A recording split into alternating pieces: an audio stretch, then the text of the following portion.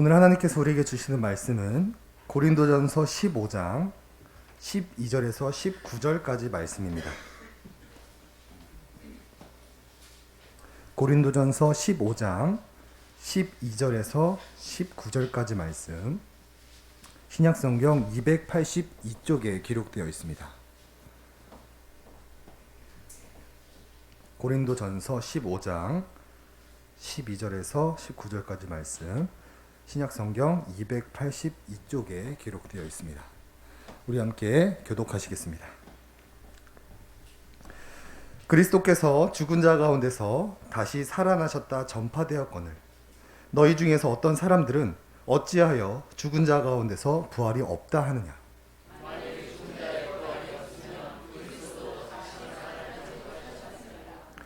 그리스도께서 만일 다시 살아나지 못하셨으면 우리가 전파하는 것도 헛것이요 또 너희의 믿음도 헛것이며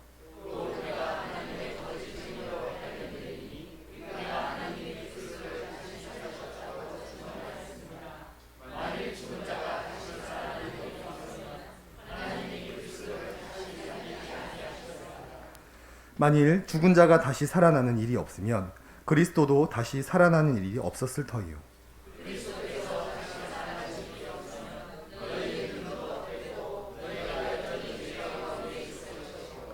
또한 그리스도 안에서 잠자는 자도 망하였으리니 만일 그리스도 안에서 우리가 바라는 것이 이 세상의 삶뿐이면 모든 사람 가운데 우리가 더욱 불쌍한 자이리라. 아멘. 우리는 지난 시간 모든 사람은 죽는다라는 사실과 죽음 이후의 의인은 천국으로, 악인은 지옥으로 향해 간다는 것을 살펴보았습니다. 이 세상 사람들은 죽지 않을 것처럼 살아가지만 하지만 모든 인간은 죽음에 이를 수밖에 없고 죽으면 끝이다 라고 생각하지만 죽음 이후에는 하나님의 심판이 기다리고 있죠. 이것을 신학적으로 개인적 종말 그리고 사후 상태 혹은 중간 상태라고 말합니다. 우리는 흔히 예수 믿고 천국 가는 것을 구원이라고 생각을 하는데 구원의 완성은 재림 이후에 몸의 부활까지가 구원의 완성입니다. 이것을 신앙고백서에서는 이렇게 말해줍니다. 웨스민스터 신앙고백서 32장 사후 상태와 죽은 자의 부활 파트를 보면 마지막 심판날에 악인들의 몸은 그리스도의 능력으로 치욕을 당하지만 의인들의 몸은 성령으로 일으켜져서 종귀를 얻고 그분의 영광스러운 몸과 같이 될 것이다. 이 모습이 이 새벽 예배 때 살펴보는 요한계시록에서 반복해서 나타납니다. 우리가 예수님을 믿고 천국 가는 것뿐만 아니라 예수님께서 심판주로 재림하셔서 악한 세상을 심판하시고 우리는 존귀와 영광의 몸을 입고 새하늘과 새 땅에 거하게 되는 것이 이제 구원의 완성임을 계시록이 보여주고 있는 것이죠. 사도 바울은 이 사실이 너무나도 중요하기 때문에 고린도전서 1장, 2장, 6장, 7장, 9장, 10장을 통해 이 세상은 심판과 부활로 끝이 온다라는 것을 거듭거듭 강조해 주고 있었습니다. 우리도 이 사실을 기억하고 부활 소망을 가지고 이 땅에서 살아가야 합니다. 오늘 새벽 예배 말씀처럼 세상 사람들은 비싼 옷을 입고 금, 보석, 진주로 자기 자신을 치장하지만 하나님께서 심판하시니 그 모든 것이 한순간에 날아감을 오늘 새벽 때 말씀을 살펴보았습니다. 우리는 이런 헛된 인생을 살아가는 것이 아니라 죽음을 준비하고 죽음 이후에 있을 영생과 부활을 기다리며 소망하며 살아야 된다는 것입니다. 또한 이것을 소망할 뿐만 아니라 이 소망을 여전히 알지 못하는 자들에게 이 복음을 전하며 살아가야 되죠. 그래서 오늘 이 시간 웨스민스터 신앙고백서 32장 사후 상태와 죽은 자의 부활 파트를 통해 우리가 먼저 부활에 담겨져 있는 의미를 올바르게 알고 이 복음을 알지 못하는 자들에게 이 부활 소망을 전하며 나아가는 우리가 되었으면 좋겠습니다. 자, 먼저 우리 1번 대지를 함께 읽어보겠습니다. 시작. 부활은 하나님의 사랑을 담고 있습니다.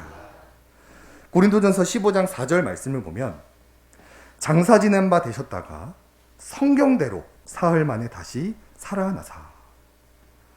사도 바울은 예수님이 성경대로 다시 살아나셨다라고 말합니다. 이것은 예수님이 자의적으로 혹은 즉흥적으로 돌아가신 것이 아니라 이 모든 것이 하나님의 계획하에 있었다라는 것이죠. 또한 여기서 이 살아나다는 단어가 수동태로 되어 있습니다. 예수님이 스스로 살아난 게 아니라 하나님께서 그를 살리셨다라는 것을 통해 예수님의 죽으심과 부활이 모두 하나님의 주권 안에 있었다라는 것을 보여주는 표현입니다. 자, 그렇다면 하나님께서는 왜 주권적으로 자기 아들을 보내시고 십자가에서 죽이시고 예수님을 부활시키셨을까요? 그 이유는 하나님께서 우리를 너무나도 사랑하셨기 때문입니다. 이 사랑의 마음이 창세기 3장 15절에서부터 나타나는데요. 우리 창세기 3장 15절 원시복음을 함께 읽어보겠습니다. 시작. 내가 너로 여자와 원수가 되게 하고 내 후손도 여자의 후손과 원수가 되게 하리니 여자의 후손은 내 머리를 상하게 할 것이요 너는 그의 발꿈치를 상하게 할 것이니라 하시고. 아멘. 하나님은 아담과 하와가 범죄하자마자 그 즉시 자기 아들을 우리에게 내어줄 것을 계획하십니다. 우리는 하나님을 배신하고 떠났지만 하나님은 우리를 여전히 사랑하셨고 자기 아들까지 내어줄 것을 바로 계획하신 것이죠. 그리고 창조주이신 예수님을 피조물의 옷을 입혀 이 땅에 보내십니다. 예수님의 탄생, 우리 이사야 7장 말씀 함께 읽어보겠습니다. 시작. 그러므로 주께서 친히 징조를 너에게 주실 것이라. 보라, 처녀가 잉태하여 아들을 낳을 것이요 그의 이름을 임마누엘이라 하리라. 아멘. 하나님은 창조주이신 예수님을 우리를 살리시겠다는 그 마음 하나만을 가지고 피조물의 옷을 입혀 이 땅에 보내십니다. 그리고 우리의 모든 죄악을 담당시켜 십자가에서 죽여버리시죠. 예수님의 고난, 우리 마태복음 27장 함께 읽겠습니다. 시작. 제9시쯤 예수께서 크게 소리질러 이르시되 엘리 엘리 라마 사박다니 하시니 이는 곧 나의 하나님 어찌하여 나를 버리셨나이까 하는 뜻이다. 아멘. 하나님께서 우리를 어떻게 사랑하셨습니까? 자기 아들을 내어주실 만큼 사랑하셨습니다. 저는 누가 제 아들을 해코지한다면 저는 정말 100배 1000배 갚아줄 것 같은데 하나님은 우리를 너무나도 사랑하셔서 자기 아들까지 내어주셨습니다. 감히 말로 표현할 수 없을 만큼 우리를 사랑하신 것이죠. 그리고 또한 하나님은 우리도 부활한다는 것을 보증해 주시기 위해 예수님을 부활시키십니다. 우리 고린도전서 15장 말씀 함께 또 읽어보겠습니다. 그러나 이제 그리스도께서 죽은 자 가운데서 다시 살아나사 잠자는 자들의 첫 열매가 되셨도다. 아멘. 하나님은 예수님을 부활시키시고 첫 열매가 되게 하십니다. 그 이유도 우리도 예수님처럼 부활한다는 것을 보증해 주시기 위해 모든 것을 우리를 위해 행하셨다라는 것을 성경대로 다시 살아났다라는 것을 통해 보여주고 있다는 것이죠. 부활이라는 단어에는 이러한 하나님의 사랑이 담겨져 있습니다.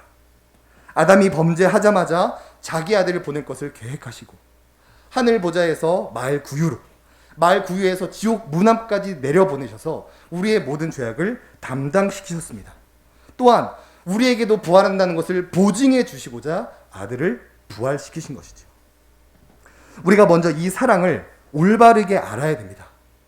이 복음을 전하는 자가 되기 위해서는 이 사랑을 먼저 알고 죽음에 대한 두려움에서 벗어나 이 땅에서 먼저 이 사랑으로 인해 기쁨과 감사를 누리는 자들이 되어야만 합니다.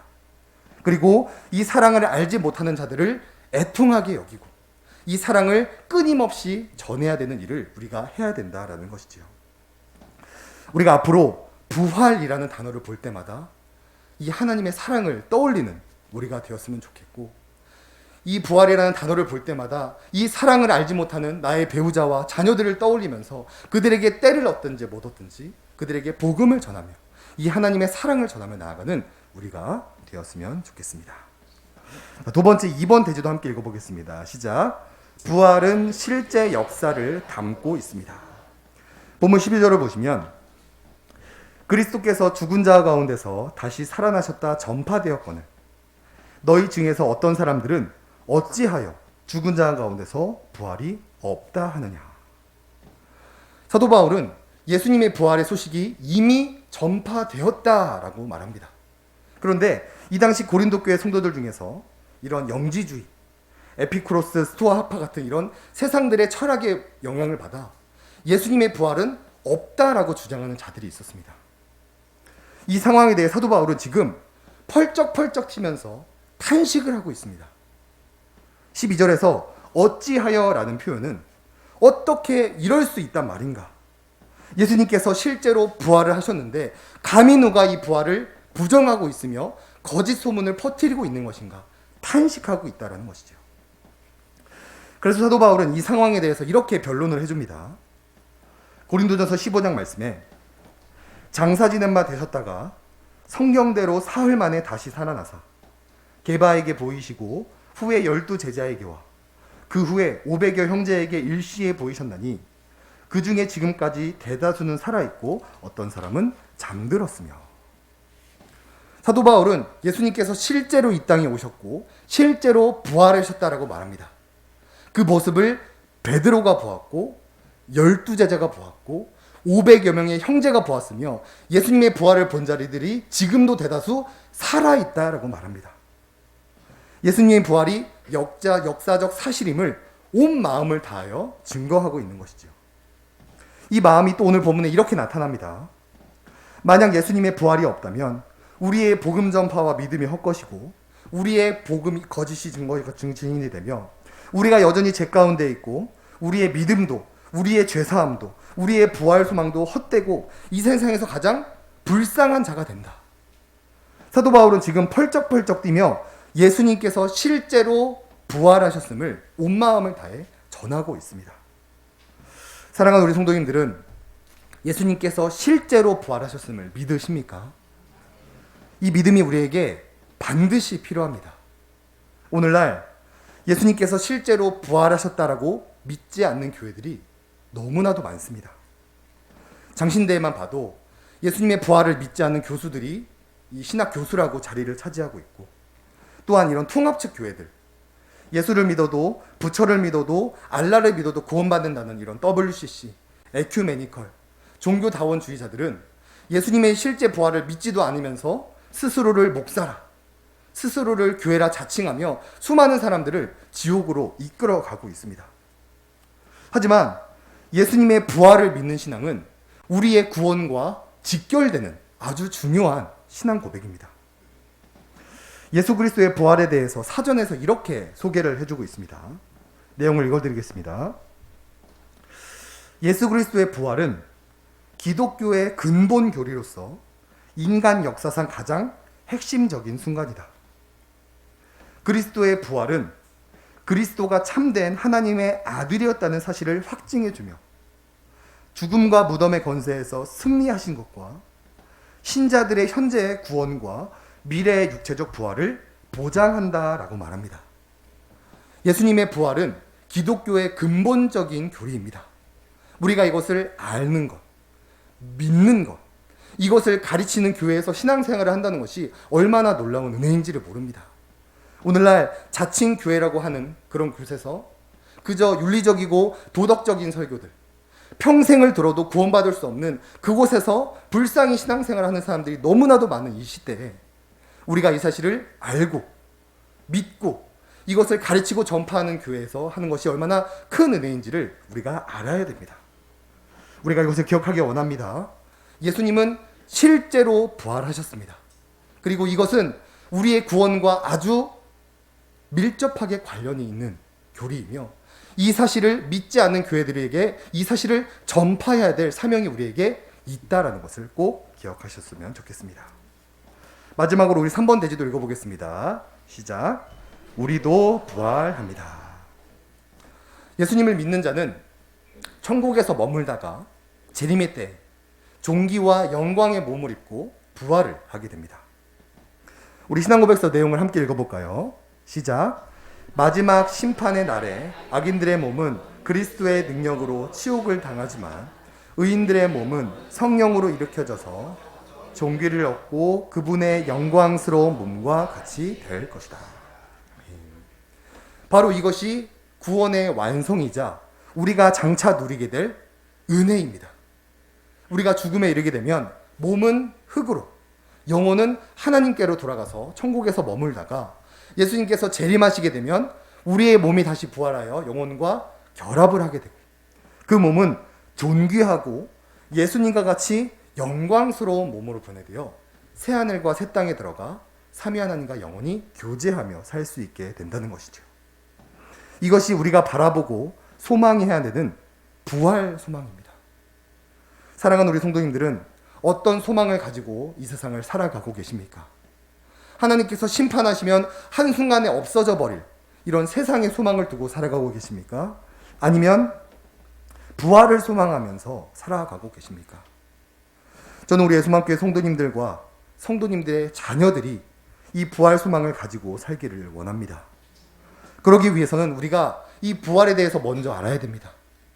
부활이라는 단어를 보았을 때 이 부활 안에 하나님의 어떤 사랑이 녹아져 있는지를 우리가 올바르게 알고 예수님이 실제로 부활하셨음을 또한 알고 우리도 언젠가 부활의 몸을 입는다는 것을 우리가 먼저 올바르게 알고 이것을 알지 못하는 나의 배우자와 자녀들을 애통해 하면서 때를 얻었든지 못 얻든지 이 사실을 전하며 나아가야 된다는 것입니다. 말씀을 맺겠습니다. 부활이라는 것은 단순히 죽었다가 살아나는 것을 의미하지 않습니다. 부활이라는 단어에는 우리가 알아야 할 아주 깊고 놀라운 은혜들이 숨어 있습니다. 첫 번째, 어떤 은혜입니까? 부활에는 하나님의 사랑을 담고 있습니다. 사도 바울이 그리스도인들을 죽이려고 가다가 다메섹 도상에서 이 예수님의 사랑을 알게 되고 온 마음을 다해 복음을 전하는 자로 바뀌게 됩니다. 우리의 배우자와 사랑하는 자녀들이 어떻게 예수님을 믿게 되겠습니까? 예수 안 믿으면 지옥 간다고 예수 천국 불신지옥 협박하는 것이 아니라 하나님께서 우리를 얼마나 사랑하셨는지를 가르쳐주고 전해야 된다라는 것이죠. 또한 두 번째로 예수님의 부활은 실제 역사를 담고 있습니다. 우리 배우자와 자녀들은 이 세상의 가치관을 따르기 때문에 부활이 어디 있냐라고 우리를 비판하고 조롱하겠지만 이런 세상의 비판과 조롱과는 상관없이 예수님은 실제로 부활하셨습니다. 세상에 뭐라고 우리를 비난하고 조롱하든지 이 사실은 변하지 않습니다. 오히려 이런 자유주의 신앙을 가진 교회들이 이런 세상 물결을 흘러가서 예수님이 부활하지 않았다라고 강대상에서 가르치고 있는 이때에 이것을 믿고 이것을 담대하게 전하며 나아가야 되고 또한 이 사실을 우리의 사랑하는 가족들에게 전해야 될 우리에게 의무가 있다는 것을 꼭 기억하셨으면 좋겠습니다. 마지막으로 어떤 은혜가 있습니다. 있습니까? 우리도 부활을 하게 됩니다. 우리가 이 땅을 70년, 80년 살다가 죽음을 맞이하게 되면 육체는 흙으로 돌아가고 우리의 영은 천국에서 잠시 머물다가 재림의 때에 하나님의 심판이 임할 때 우리는 몸과 영혼이 결합되어서 존귀와 영광의 몸이 되어 새하늘과 새 땅에 들어가 삼위 하나님과 슬픔도 누픔 눈물도 아픔도 없는 영원한 생명을 누릴 수 있게 된다라는 것이죠. 이것이 참 설명하기 어려운 것 같습니다. 우리가 경험해보지 못했기 때문에 말씀을 준비하면서 여러 신앙 고백서들과 여러 강의를 봐도 모든 사람들이 참 이것을 설명하기가 너무나 어렵다라고 말합니다. 왜냐하면 이 부활 소망은 이 영적인 것이고 이성으로 이해할 수 없는 믿음의 영역이기 때문입니다. 그렇기 때문에 우리는 이 부활 소망을 갖지 못하고 있다면 이 부활 소망을 갖는 이런 삶을 달라고 하나님께 간구해야 되고 나의 배우자와 자녀들이 이 부활 소망을 갖고 살기를 원한다면 하나님께 매달리며 나아가야 합니다. 우리가 이 사실을 기억하면서 함께 기도하며 나아갔으면 좋겠습니다. 정말 내가 먼저 하나님의 사랑과 예수님의 부활과 내가 먼저 부활 소망을 가지고 살아가면서 이 사실을 알지 못하는 자들을 위하여서 하나님의 바짓가랑이를 붙잡고 나아가는 우리가 될 수 있도록 우리 이 시간 찬송가 162장 찬양하고 두 가지 기도 제목을 가지고